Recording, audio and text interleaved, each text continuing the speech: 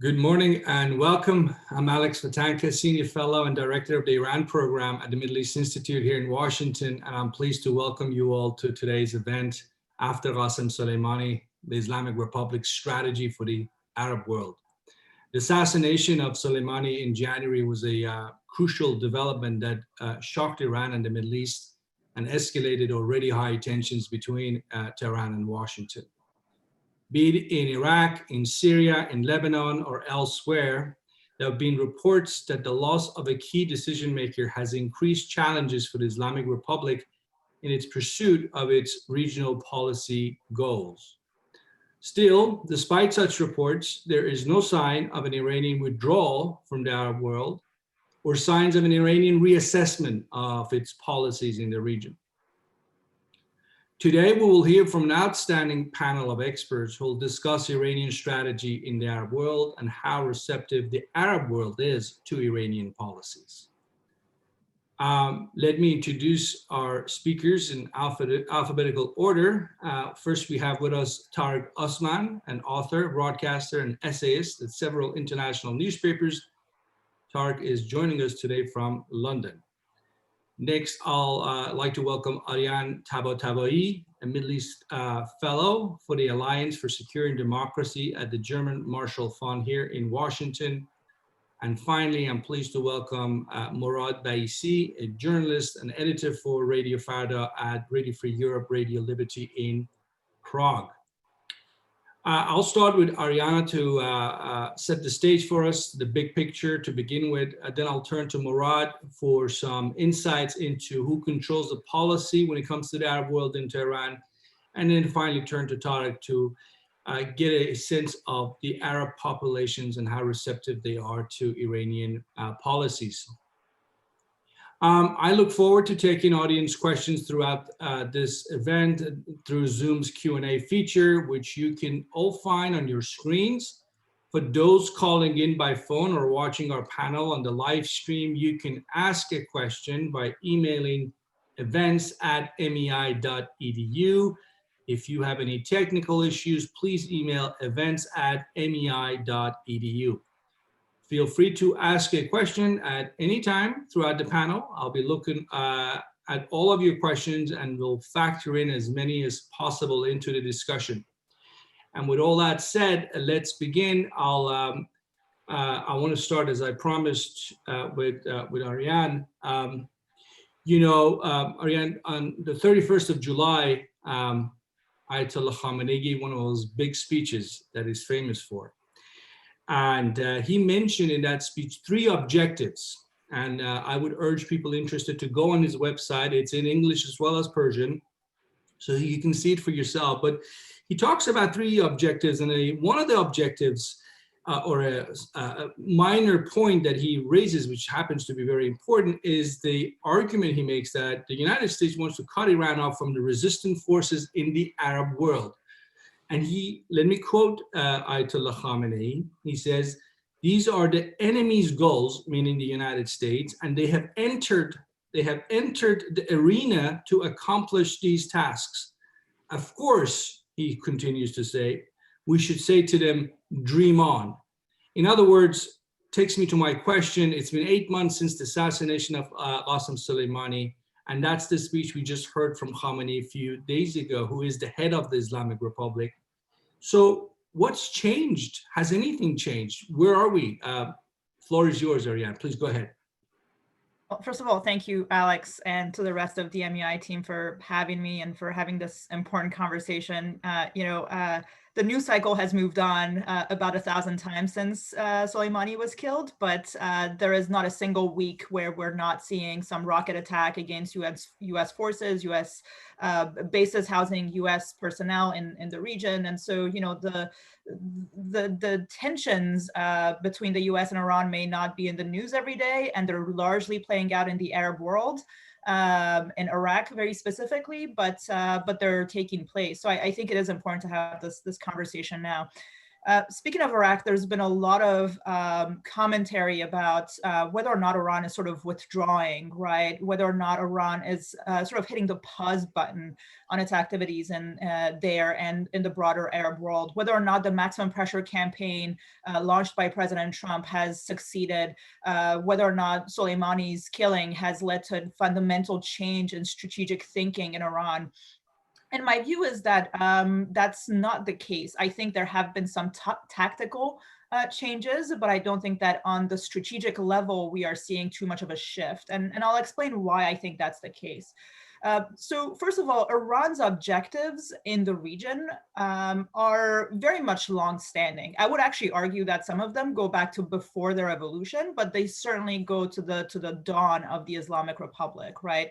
And that is to chiefly preserve Iranian influence in key Arab countries, again, first and foremost in Iraq, but also in Syria and Lebanon. And that is an idea that I think transcends the Iranian political blocs and factions. It is something that is at the core of the Islamic Republic's security thinking in the region. And it's due to the fact that, you know, this is the view that the Iranian establishment has of its own national security and interests. It is also due to the ideology that the Islamic Republic has and its ideological inclinations. And it's also about this view and perception of Iran's place in the region. So those things are not changing fundamentally. There may be some shifts here and there based on the security landscape in the region, but fundamentally speaking, those things are long-standing. And you go back 2 decades, 3 decades, all of the things that, all these big things, all of these big ideas have been part of the way Iran has thought about its place in the region.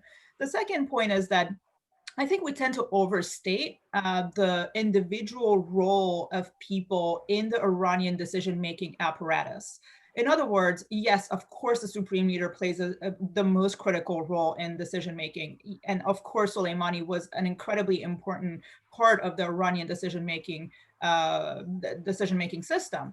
But these are not things that happen on an individual level. There is a broader systemic approach to decision-making that we cannot discount here. And so, you know, 1 or 2 individuals may be gone and people have, you know, died and retired throughout the Islamic Republic's life, but you haven't seen the sort of big strategic shift that many people may have predicted. And again, that goes back to the fact that you have these big power centers, all of which are institutionalized, who come together and make these decisions.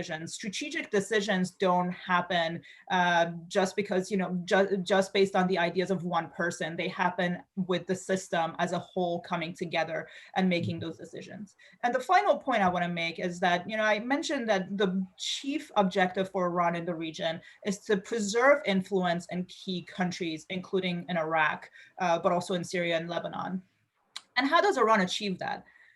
Iran achieves that predominantly by working with co-ethnic and co-sectarian forces, right? Whether it's the Shias in Iraq, the Kurds, in Syria with Assad and the Assad regime, and Lebanon with Hezbollah. So, you know, this is the predominant way in which Iran sees its influence expanding in the region. And again, that is not something that I think is necessarily subject to change for the foreseeable future, because it's not something that is incredibly expensive for Iran to do, and it's fairly easy. These relationships go back, you know, a number of years, and they have so far, I think, from Iran's perspective, delivered enough benefits that they haven't decided to make a shift in that. So they may adjust the level of that cooperation, but I don't see them fundamentally pulling the plug on the relationship with Lebanese Hezbollah, for example. Thank you so much.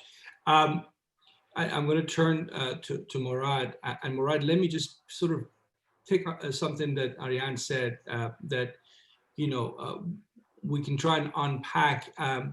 One could make the argument that what Iran is doing in the region is not existential threats that it's facing overall. That this didn't start, Iran's interventions in the Arab world didn't start with the rise of ISIS in the summer of 2014. And it started something much deeper, rooted in the thinkings of Ayatollah Khamenei, in his writings going back to the 1940s. that this is an ideological, this is not about defending Iranian interests. In other words, what I wanted to ask you is, and I just want to give you one example. One former member of the Majlis made headlines, as you know, Heshmatullah Falahat Pishe, who said, you know, we want our money back from Syria. We spent 25, 30 billion. Where's the money? In other words, I wonder how much of a consensus there actually is, even within the ranks of the regime. And I'd love to hear your thoughts and what you think might have happened since the assassination of Soleimani in January. Thank you for this opportunity. I think Iran approach in Middle East is mixed between ideological approach and pragmatic approach. Now, when we talk about Iran policy after Soleimani, we can see at least 7 main differences. The first is about relation between Quds forces with Supreme Leader. The second, between Quds forces and other Revolutionary Guard commanders, between Foreign Ministry and Quds forces, and between inside of Quds forces, and about relation between Quds forces, commander, and people. I can say one by one. The first about Supreme Leader. I think now relation between the head of and commander of Quds forces with Supreme Leader completely is different than situation between Soleimani and Supreme Leader.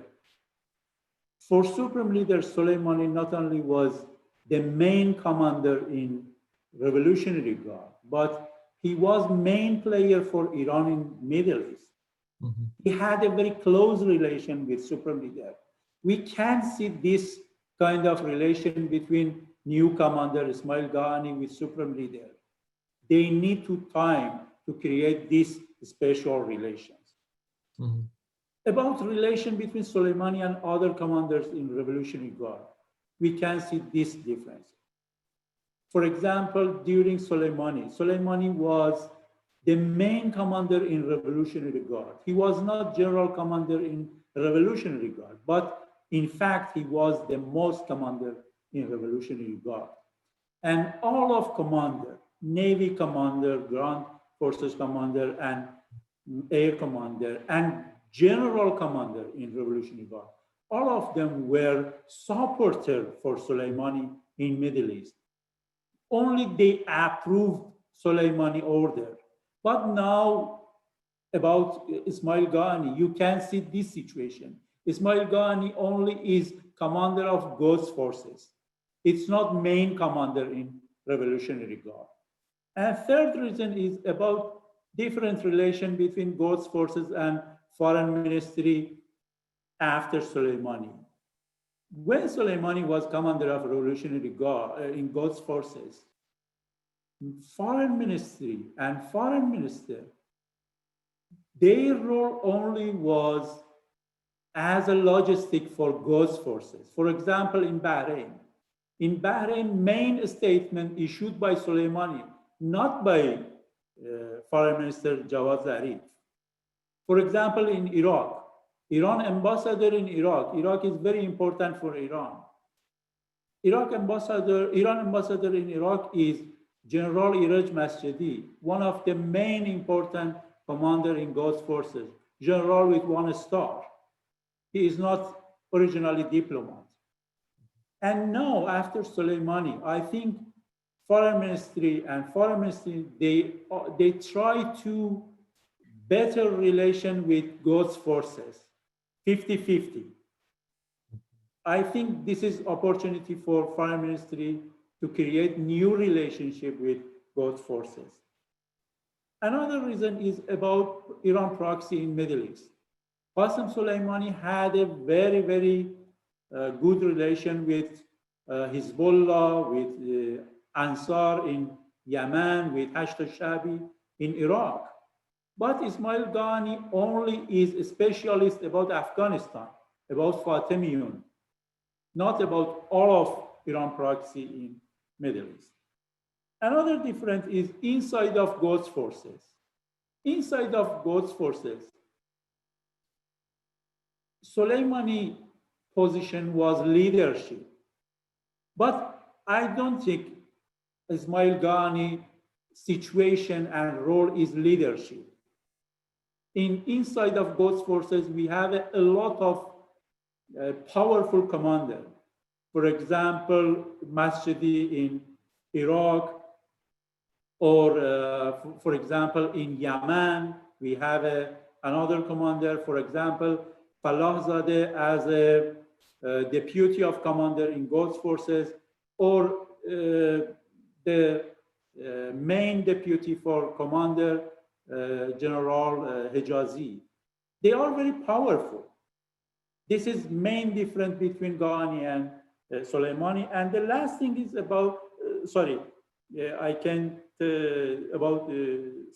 talk about two different reasons. Another one is about people. For majority of supporters of Islamic Republic of Iran inside of Iran, I don't talk about opposition. I talk about supporters of Islamic Republic of Iran. For majority of people, Soleimani was legend as a hero. But we can see this situation for Ismail Ghani. This is main difference. And the last reason is about USA policy.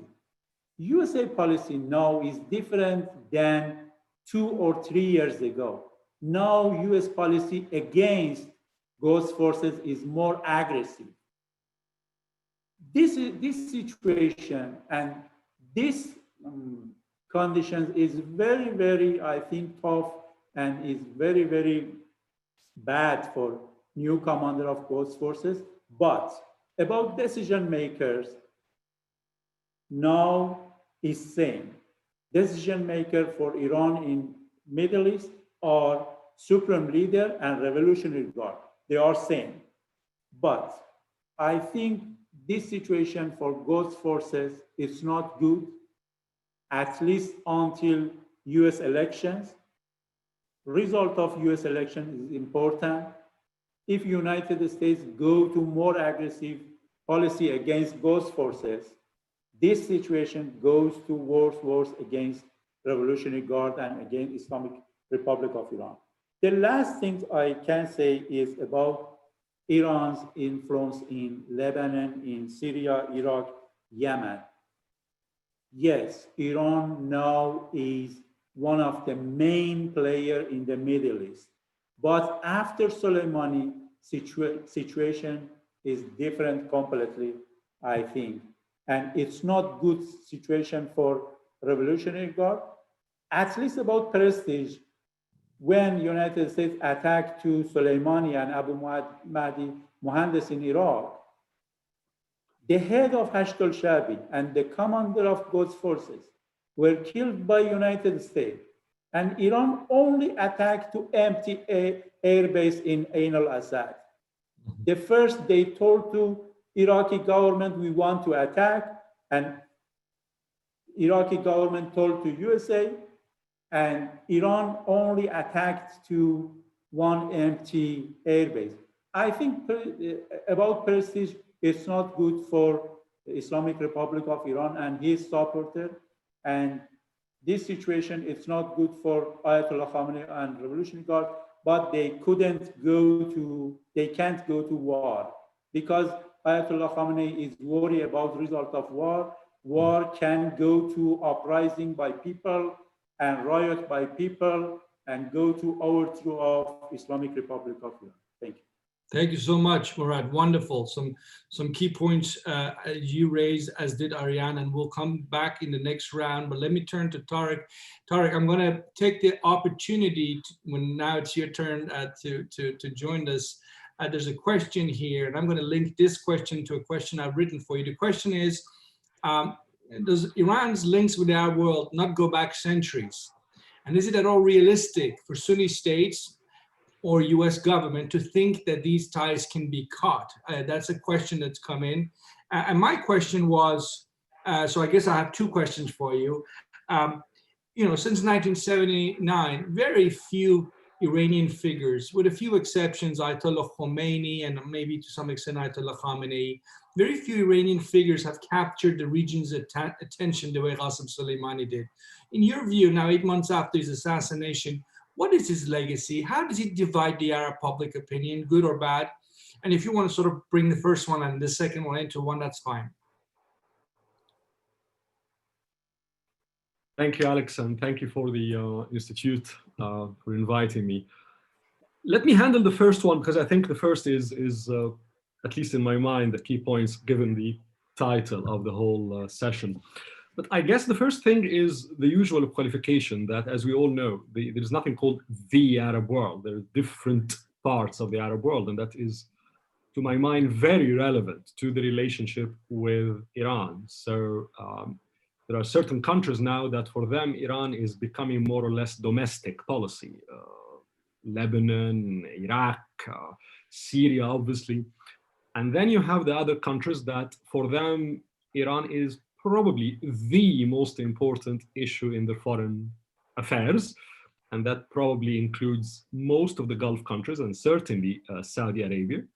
Then you have to think also, if you're putting the whole umbrella of the Arab world, of the countries that Iran does not really feature prominently in their foreign policy directly, but it's in the back of their brain given their strategic look. Egypt, for example, is a good example here. And then you have the rest, who probably for them, Iran is really out of the domain. I think the first thing that probably came to people's mind when Qassem Soleimani was assassinated was, oops, what would that lead to?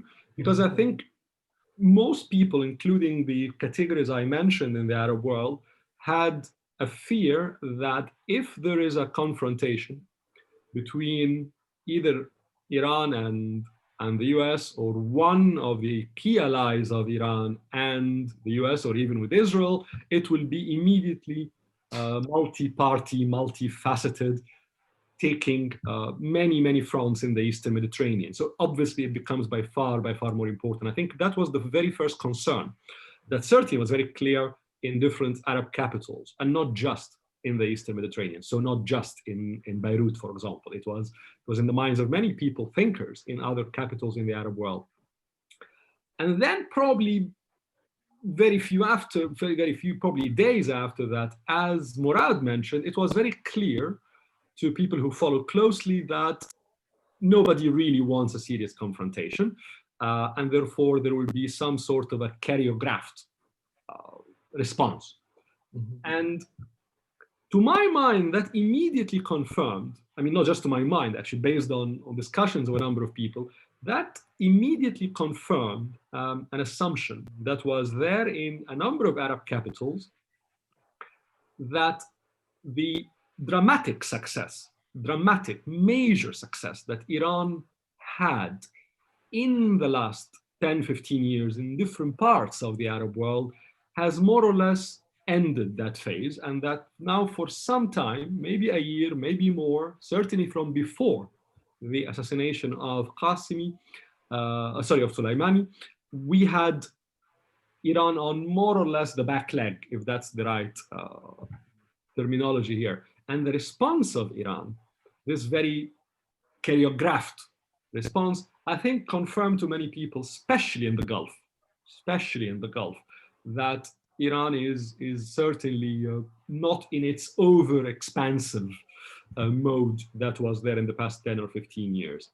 And I would like to link that to something that, at least from the Arab point of view, is the real major issue whenever you say Iran these days, which is what Ariane mentioned, I think, at the beginning of her talk, is this maximum pressure strategy by the US. Because many people initially in the Arab world, and specifically in the Gulf, again, they had many concerns about it and many question marks. It was very clear for anybody who had discussions in the Gulf. And I think many people started to say, aha, maybe there is something going on here, because we see it not just strategic pose, if not retreat a bit, of Iran, but even after this dramatic blow, the response was very choreographed. I guess the final point to answer on your question about Qassem Soleimani and the Arab world is also something I think Ariane mentioned, which is very true in the Arab world. There are some countries, at least based on my research, that have invested really a lot into trying to understand Iran. Lebanon is the best example. And I don't mean just people who are close to Hezbollah, even people who are on the vast opposite sides of Hezbollah in Lebanon. You speak to them and you see that these are people who really spend time trying to understand what's really happening in Iran. And they even have people who speak Persian. And so you see that. But to be blunt also, there are many places in the Arab world that follow Iran in a secondary way. So usually through American sources, if you like, or British sources, maybe French sources. What I'm trying to say is that the idea, for example, or many of the points that Murad, for example, elaborated on, not most of these things are highly registered in different circles in the Arab world, including actually in places where decision-making is made. So what I'm trying to say is that to many people in the Arab world, there's the thinking about institutions in Iran, which I think a point Ariane mentioned, as opposed to the specific power centers that were engendered around Qassem Soleimani in the past, I don't know, 15 years, and what or how that would change given his new successor, Ghani. And so I guess to finalize, not just from an Arab perspective, at least, Iran has been more or less on the back leg for the past year or so, but the minute details of what the assassination of Qasemi meant, where, yes, Iran lost a brand. Qassem Soleimani was more or less a brand in the Arab world in the last maybe 5 years, specifically given what happened in Syria in the last 3 or 4 years that were seen as successes for him and for Iran.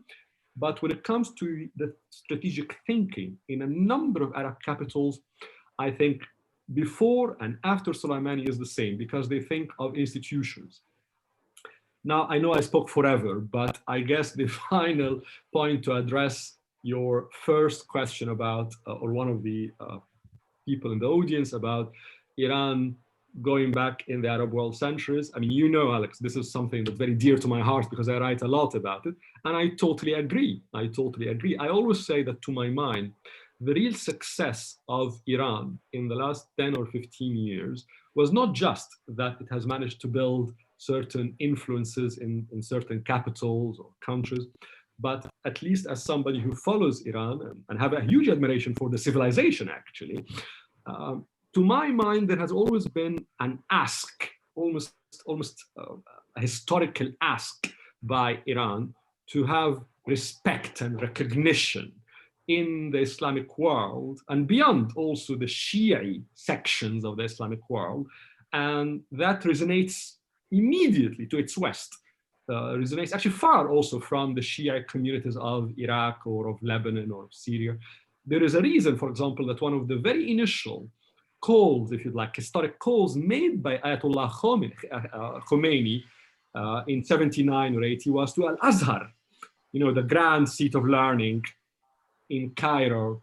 What I'm trying to say is that this influence that Iran achieved in parts of the Arab world, I think is a historical demand asked from Iran, and it managed to achieve it. The question I have, and I'll shut up to allow the discussion to go on. The question I have, what I'm throwing on the table is, where the means by which Iran managed to entrench itself in places in the Arab world, which appeared successful certainly in the last 10 or 15 years, were they the most conducive to what Iran really wanted from the Arab world for decades, if not for centuries? I doubt, to be very honest.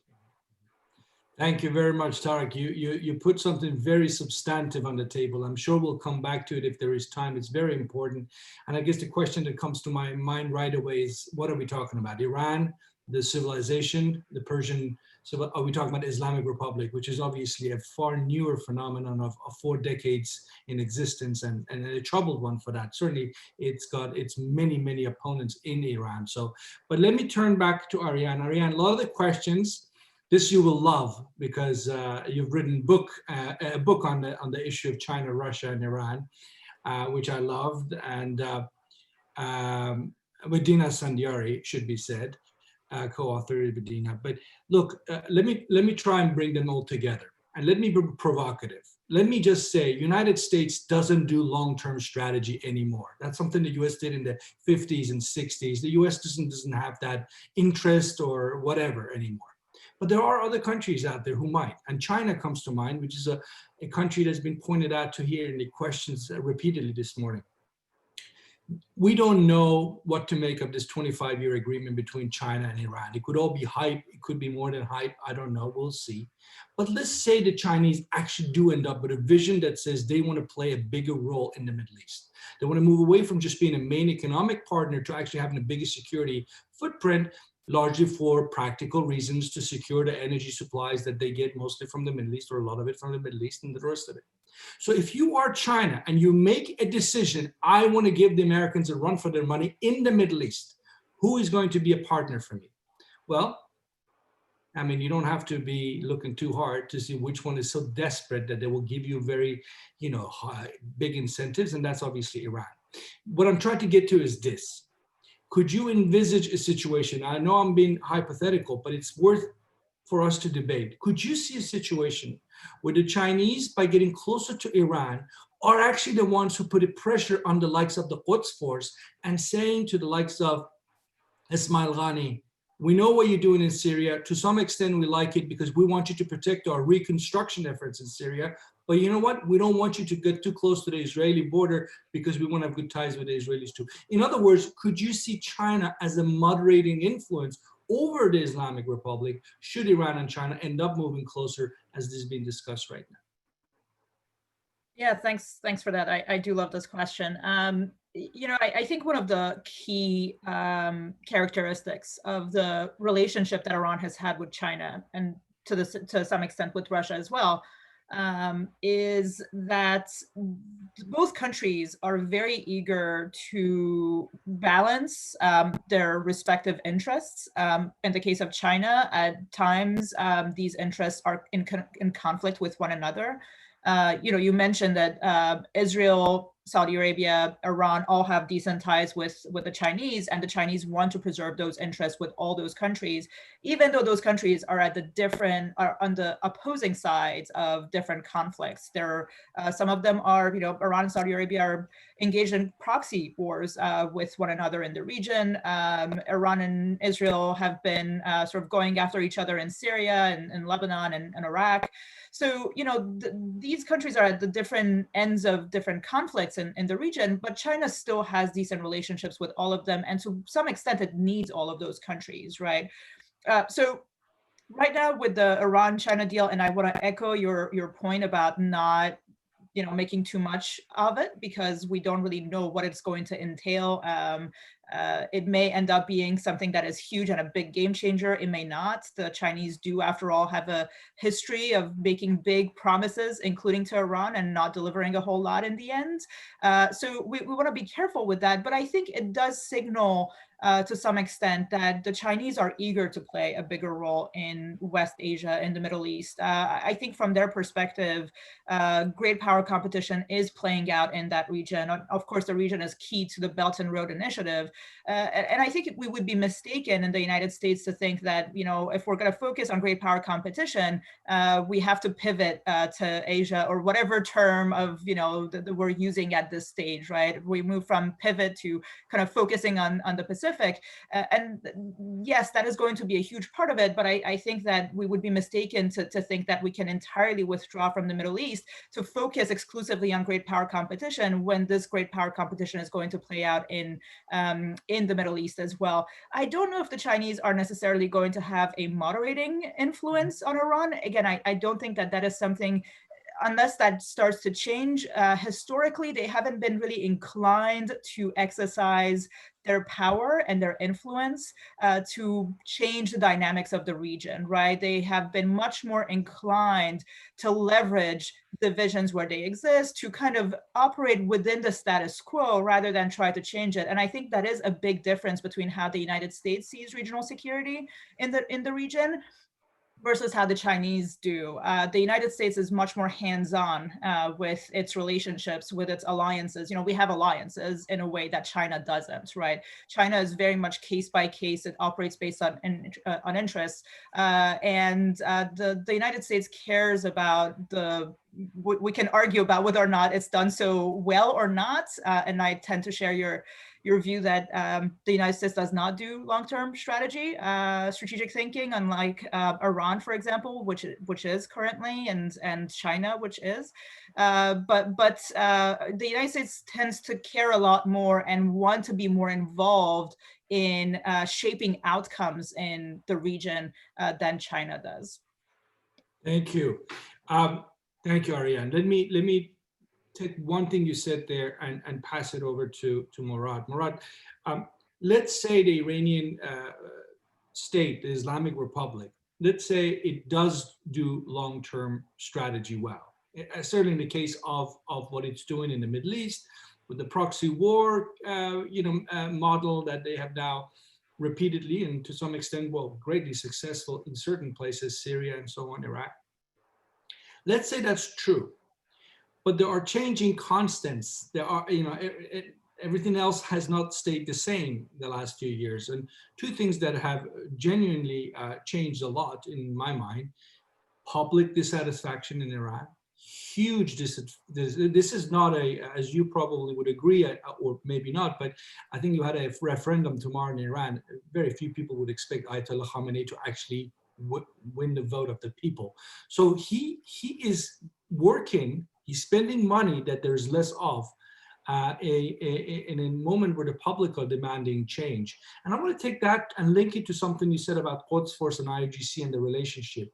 How confident can they be that they can be out there in the region, that Ismail Ghani can be in eastern Syria and deal with the Israeli airstrikes when there are protesters frequently taking place in Iran? Where's the confidence balance to your mind? Has that changed recently, or is that likely to change?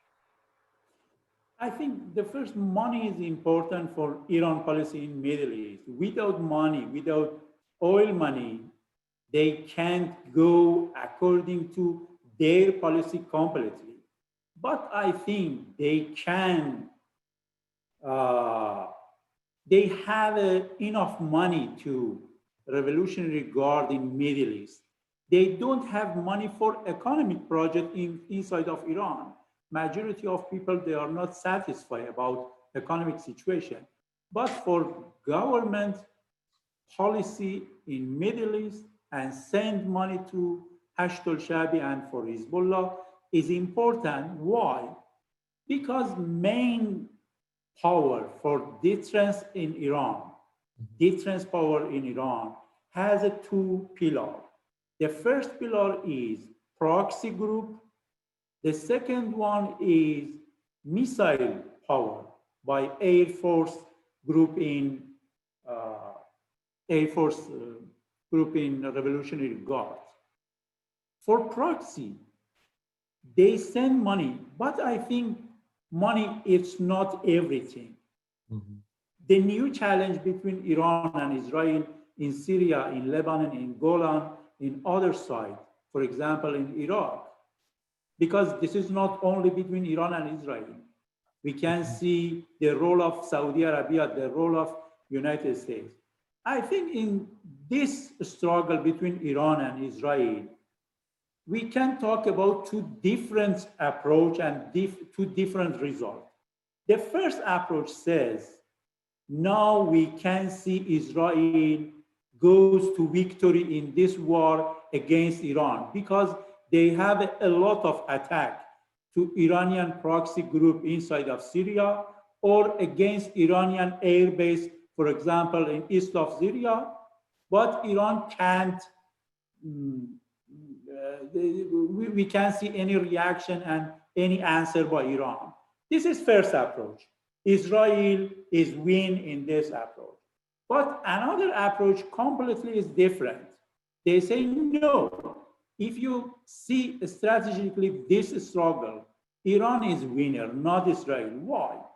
In 1982, when Israel attacked to Lebanon and goes to Beirut against Yasser Arafat and Palestinians, we didn't have any Hezbollah, we didn't have any Hashd al-Shabi, we didn't have any huge influence by Iran in Syria or huge influence by Iran in Gaza and West Bank. And Iran only was in war against Iraq. Iran was very weak.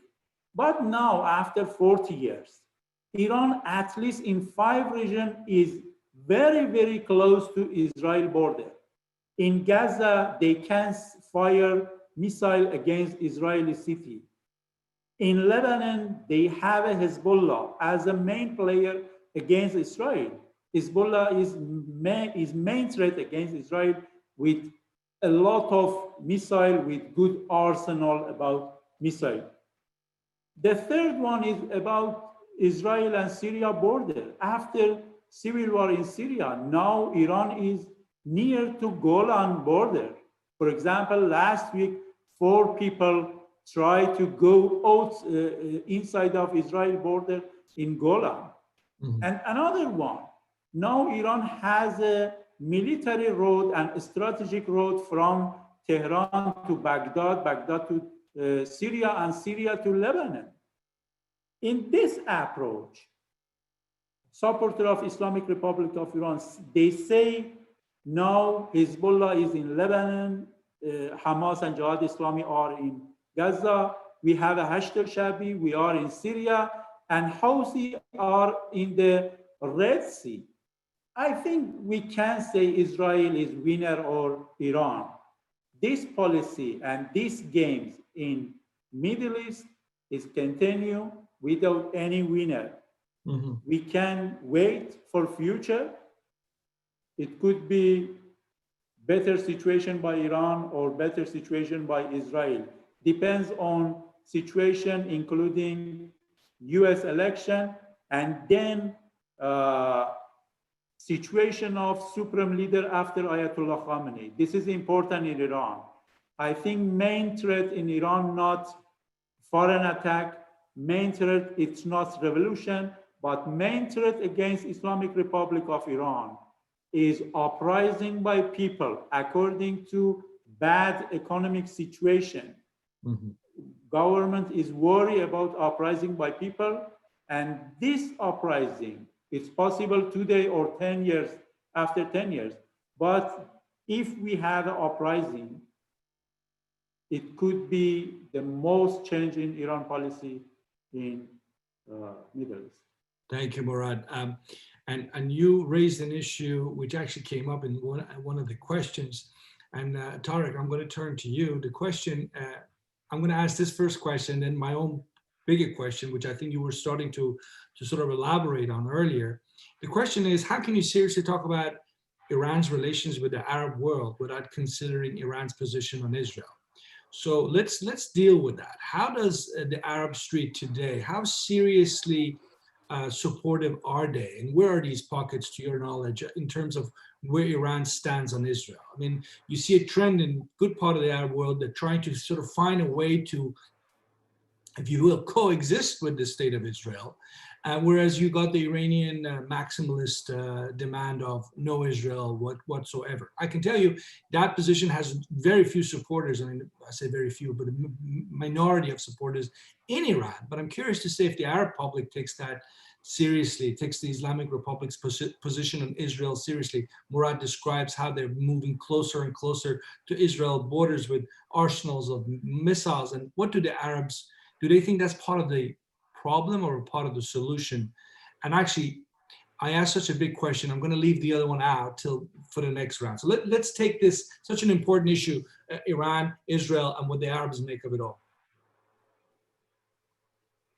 Thank you, Alex. And actually, it was something I wanted to address too from a different angle, but let me, which is basically the Arab side.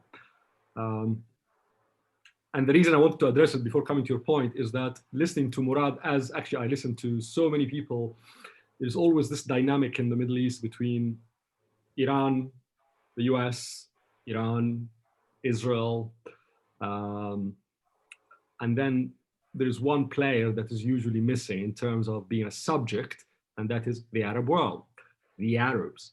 And actually, I always have argued for a number of years now that the Arab world has been missing for the past 20 years. Literally, I think, without any serious impact in the last 20 years in the Middle East itself. But that will change. I know I might sound very weird and maybe delusional if I say that, but I'm happy to put my hand on my heart and say there is a very strong argument why, in my opinion, the Arab world is returning. Might not be in a good way, but it is returning. Anyway, leaving that aside a bit, to address your question, I think there's, to my mind, it's one of these things that I spend about 60–70% of my time in the Middle East. And at least before the COVID world, I was traveling a lot, whether in the Eastern Mediterranean or the Maghreb region, as we say, North Africa. And I always hear this question about the Arab street in the West, but never in the Arab world. The Arab street has its own concerns at this stage, which are by far less strategic. So probably out of a random 10 people that you'll ask in probably any Arab capital, apart from the ones that are directly impacted, Baghdad, Beirut, Damascus, these are different. These are people who are, the interaction with Iran, Israel is a daily life to them. So leave those aside, as I tried to say in my first intervention.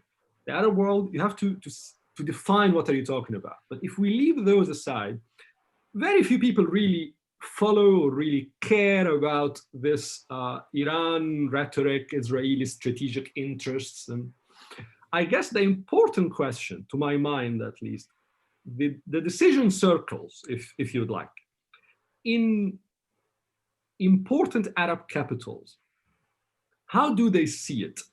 And I think you'll find lots of people who have many concerns about the strategic success of Iran in the last 15 years, because that's a major new element in the equation. While Israeli power, Israeli influence, Israeli whatever, has always been there for the last 40 years, 50 years. So again, it's always what's the new element in the function, if you'd like. And especially if I argue that in the last 20 years, the time of this strategic success of Iran, the Arab world was missing.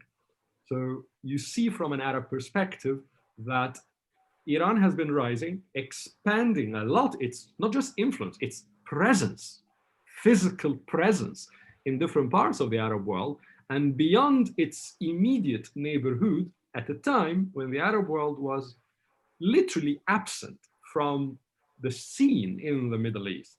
So that's a major issue. And it's actually any primary research one does in places like Cairo, Riyadh, Jeddah, Amman, places that are more or less looking at the Middle East with many, many interests, but not necessarily directly impacted as Beirut or Baghdad.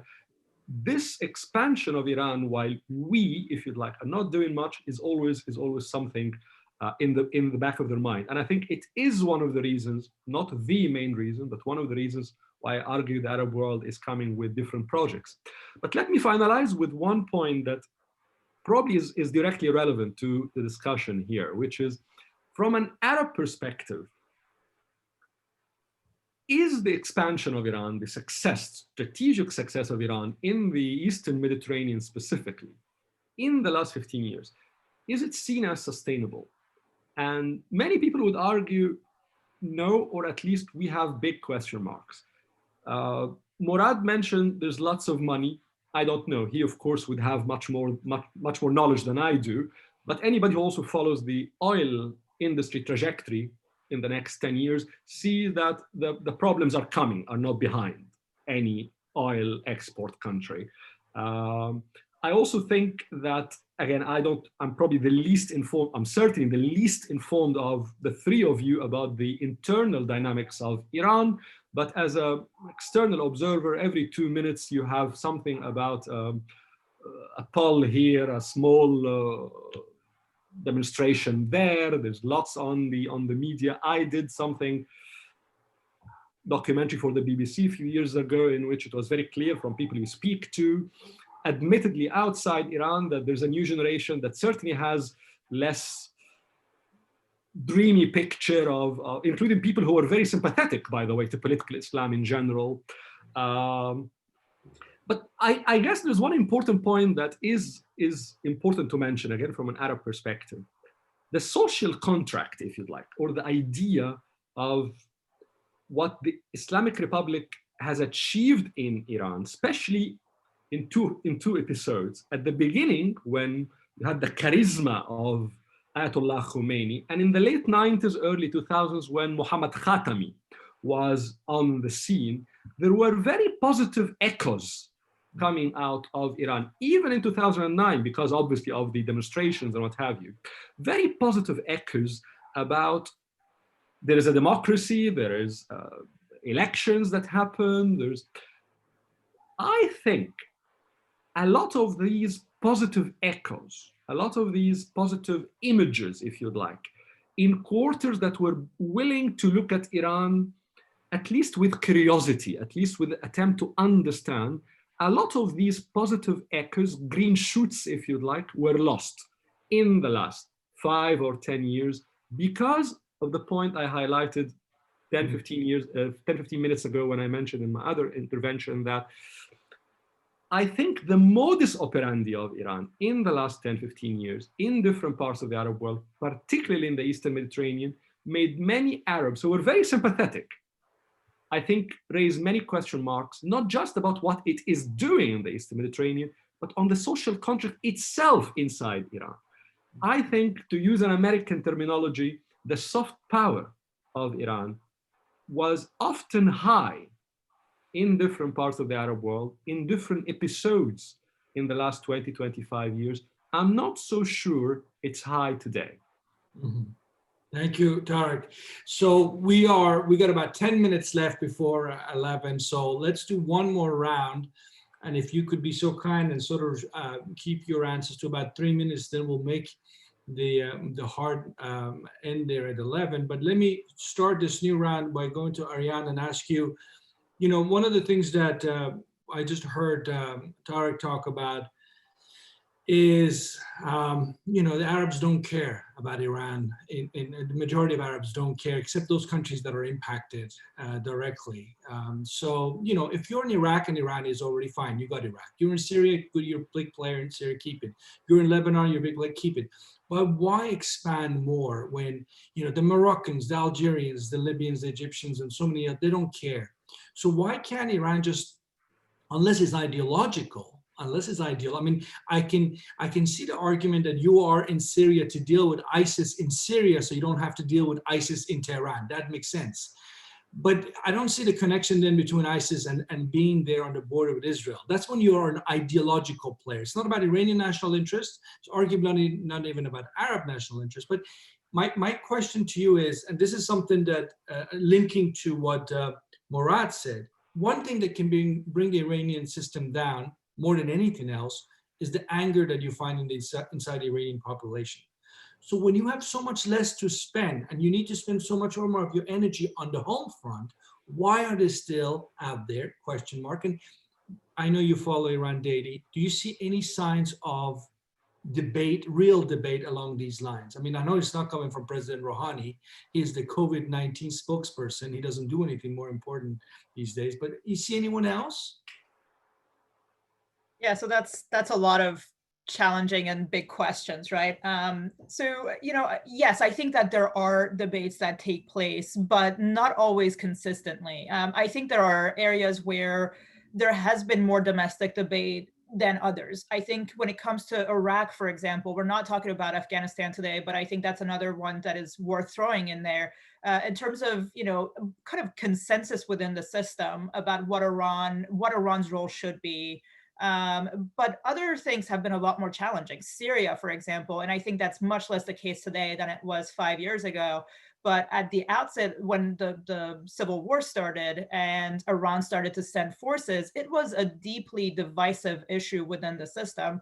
And there was a lot of conversation about, what should Iran do? Should Iran even be involved? And as Assad's war crimes became more and more clear, it became more and more problematic, I think, internally, although ultimately the decision was made to stay and to go all the way. And, Iran is still there nearly a decade later, right? So yeah, I think there is debates. I do think there's a big disconnect between how the regime sees its activities in the region versus how the population sees these activities.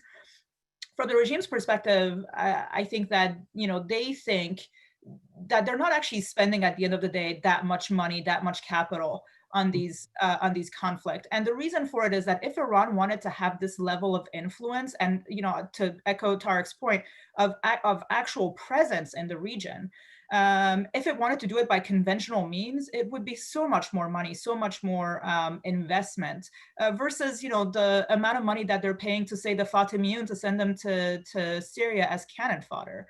So I think the regime sees it as a fairly low-cost way of pursuing its own interests. And we can debate whether or not it's the Iranian national interest. I think you and I would probably say that it's not, but they would say it is. Versus how the population sees it, which is, yeah, they're out, people are out every few months protesting because they can't put food on their table, and sanctions are crushing them, and COVID is rampant, and meanwhile Iran is sending money to Lebanese Hezbollah and the Fatimiyun and a whole host of other proxies. So I think there is a big disconnect there between the cost as perceived by the population and the cost as perceived by the regime. And finally, your big question of ideology versus interests, I think both of them are, and I think Murad said this at the beginning too, I think both of those things are part of the conversation. I think ideology is certainly a part of it. I think that the way the regime interprets national interest, which again may not be how you and I interpret it, is part of it. But I think fundamentally too, there is this view of Iran's role in the region, and I think, and to me, a more troubling thing is that it's not just the regime that sees Iran as having to play this sort of role of a major regional power. It is something that is shared by the broader population, I think. So I think that is a big part of it that explains why Iran does some of the things that it does in places where it seemingly has no interests, and why we're seeing this sort of expansive presence and influence being built. Now, I think all of us have sort of gone to this question of how long is it sustainable? Is it sustainable? I think that is a question that I'm not sure Iranians have the answers to yet. I certainly think that Iran has reached levels that were unimaginable in terms of regional influence a few years ago, but now with ISIS kind of with the territorial caliphate anyway out of the picture, Iran doesn't have the same justification it did 5 years ago for being in some of those places, right? And that I think is important because at the end of the day, they do have to try to legitimize their actions in some ways. That legitimization effort may not always be impactful and the population may not buy into it, but it does become a lot more difficult to support and legitimize Iranian actions in Syria today than it was 5 years ago from the sort of internal Iranian perspective. Thank you, Ariane. Very good points. I mean, yeah, as you pointed out, it's the question of measuring cost is so difficult. You measure cost in how much it costs you to buy Kalashnikovs and give it to the Fatimiyun, or you measure cost by the fact that Iran doesn't have access to international organizations, that Iran's economy is isolated. I mean, that is really the cost that Iran's paying for. That's how the average Iranians are paying the price, that they are an isolated economy because of the behavior in their foreign policy. But let me quickly turn to Murad. I was almost unkind to Ariane and I gave her a whole lot to work with. So I'm going to be very specific with you, if you don't mind, Murad. And the question comes in, ties to your remarks that the Quds force after Qassem Soleimani has declined, will decline. And the question is, will that benefit anyone specifically in the sort of competing agencies within the state, specifically the Ministry of Intelligence? I think now when we talk about Islamic Republic of Iran now after Soleimani, majority we talk about the Revolutionary Guard and Supreme Leader. This is important in domestic policy, in foreign policy, in Iran policy, in Middle East. This is very important.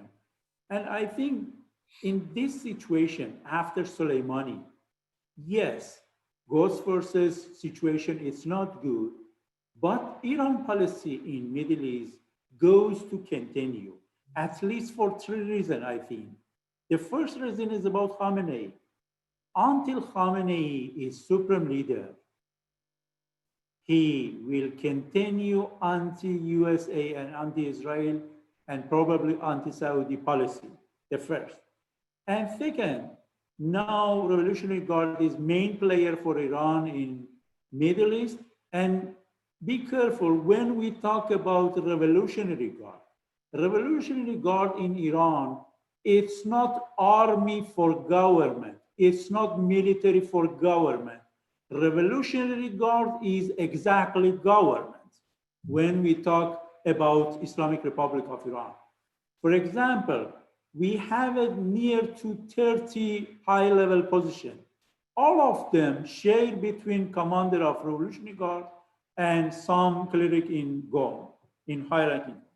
And the last one, I think in the next year, we have a hardliner president in Iran with Ayatollah Khamenei, with Revolutionary Guard, and with hardliner president. We will go to more tension between Iran and USA and Israel and Saudi. But outside of Iran, one thing is important, the result of US election, Democrat or Donald Trump. This is important. But inside of Iran, all of decision makers are ready to more tension and more challenge with United States and Saudi and Israel, I think. Thank you, Murad. Time is up, but we're not going to leave before we hear from Tariq for this last question. Tariq, I am curious. I love the way you describe Iran-Arab relations, but one way you've described it, which I saw, is that Iran as an imperial state always failed to make inroads in the Arab lands. And you point out, and I hope I get it right, but you point out one of the reasons was sort of a lack of the cultural connections. Did I understand you right? And when you say cultural connection, is it that they were using the wrong cultural instruments? And I know this is a broad question. We're almost out of time, so I want you to be very kind of, summarize for us what it is you think Iran failed at before 1979. Because Shah of Iran would have never done what Ayatollah Khamenei is doing in terms of interventions in the Arab world on this scale. He was much more of a geopolitical actor, whereas you have somebody in Ayatollah Khamenei who wants to shape the Arab world in the image of the Islamic Republic. Very different sets of agendas. So which Iran would the average Arab, and again, massive generalization, I know, but let's do it. Which Iran would the average Arab want to see? Iran, the nation state, the inheritors of Persian civilization, or Ayatollah Khamenei, the Quds force, the Vilayat al-Faqih, the micromanagement of your lifestyle, as you're an Arab, you go about, live your life. I mean, again, massive, massive question. I apologize, but I know you're the master, so you can wrap it up for us nicely. I certainly am not the master, and I think you'll probably give me now 5 hours, right? So let me put it very, very quickly, because probably you'll have to cut me after like 3-4 minutes max. To my mind, at least, and it's, as you know, it's a topic dear to my heart. I think during the Shah's time, there was a very condescending view to at least the immediate neighborhood, which obviously did not resonate very well. I personally think from primary research, people I spoke to on both sides, that there was probably a disappointment from Iran, from the Iran of Khomeini in the Arab world, of how it saw Iran, probably there was some sort of, I don't want to say naivete, but some sort of expectation that there will be masses on capitals in the Arab world that are celebrating the success of the Islamic Revolution in Tehran, and that there's some sort of international brotherhood within the Islamic civilization. And I think lots of people, and especially that obviously Tehran, at the time of Khomeini early years, even before the war with Iraq, there was this idea of supporting the Palestinians in a very, very prominent way. And I think many in Tehran felt disappointed by the Arab world. But in order to, and now I personally think, as I try to say, that the echoes that have been coming out of Iran in the Arab world, whether in countries in which Iran has very strong presence on the ground, or countries that follow the strategic expansion of Iran, for the sake of time, I would say they did not resonate well. But let me highlight something that, to my mind, are important, or maybe 2 points. One is, which I think is the real answer to the question, Alex, because you asked about this, the Arabs probably as a people. Look, I mean, we all follow the Arab world with different degrees of detail, probably. But what is the real concerns in the Arab world? They're not really major strategic concerns. They're not really anything that is about the geopolitics of the Middle East. From the west of the Arab world to the east of the Arab world, the issues are socio-political and, of course, economic. But at the heart of it, the social contract, the relation to the state, the idea of having your rights, the idea of having some sort of a better future for your kids, and all of that. The moments that Iran, because Iran is at the end of the day, Middle Eastern country, majority Muslim, people look like the Arabs, their cuisine is not that different. We have incorporated so many things from Iran. Iran is a major contributor to the Islamic civilization. So there's affinities, despite the history, but there's lots of affinities. So the moments in history, in the recent history, that Iran presented to the Arab world an image of an internally successful Iran, a model in which there were democracy working, there were, I'll give you an example. The moment Iranian film industry made major successes in Europe, I remember a number of examples, you will be surprised how in Beirut, in corners that hate the Islamic Republic, in Egypt, in Morocco, a country you mentioned, how there was a huge fascination with Iranian industry, film industry. In order not to speak forever, the moments Iran sent images about itself that were positive, that were like, ooh, there's something really interesting going on. These were the moments that you had wide segments in the Arab world open their eyes and try to see what is happening in Iran. And these were very positive echoes. All of the geopolitical blah, blah, blah, in my mind, in the last 10, 15 years, they're obviously super successful from a strategic point of view to Iran. But I doubt they are sustainable geostrategically, and certainly did not resonate well in the Arab world. The final point, and then I'll shut up. I know you're now wanting me to stop, but the final point is, because we did not really touch upon it, I think is important. You speak to anyone now not anyone, but at least the people I speak to, in certain decision circles in the Arab world, especially in the Gulf, what they're looking for right now is, one, their assessment is that Iran is on the back leg, as I mentioned twice, but the question in their mind is what will happen post the US election? And there is now this polarity in their thinking of, as Murad said, there are a number of reasons that make people think the coming stage is a stage of confrontation, especially that a number of people are looking for the succession of Khamenei. A number of people are positioning themselves, are of course playing a hawk sells. But on the other side, there are many people, especially in the Gulf, who do see with apprehension reasons for a potential deal between the US and Iran. Now, that is the biggest question in many Arabs' minds about the near future. Yeah, very good, Tariq. Thank you so much. I mean, this is so fascinating. We could go on and on and on, but we have to unfortunately end it here. We passed the 1 hour.